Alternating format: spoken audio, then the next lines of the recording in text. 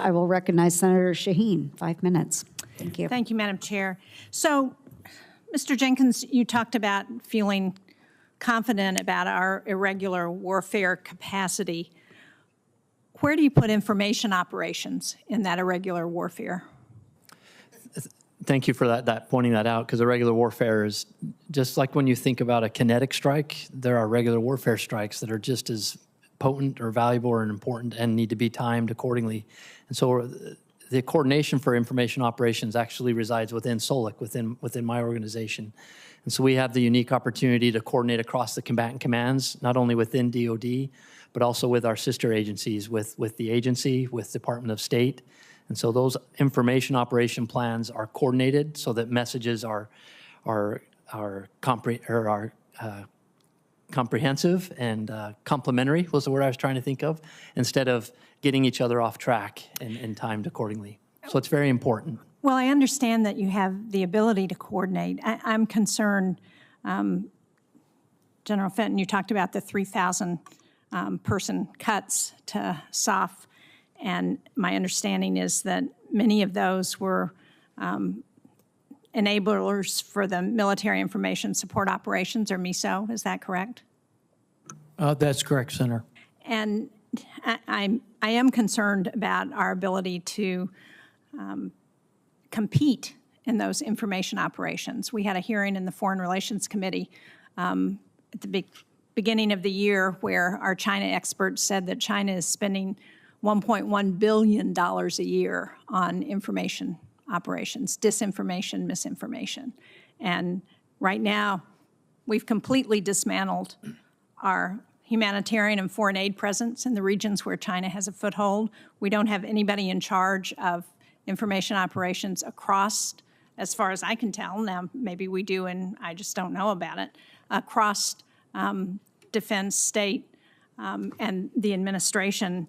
And the president just fired General Hawk, so the head of Cyber Command. So help me understand how we're able to compete in the information arena when we don't have anybody in charge and when we've lost a lot of our people who are doing that work.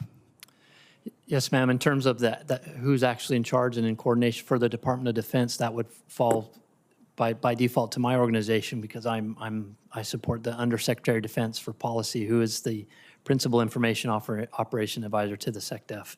And so we do have a coordination body and ability to do that, and I have a full-time team that's organizing and actively engaging with the combatant commands in terms of funding, also in messaging, and then they work outwardly with our state and agency partners, so that if one agency is going to employ a message or an information operation, it's adequately coordinated with the other so that we don't have fratricide.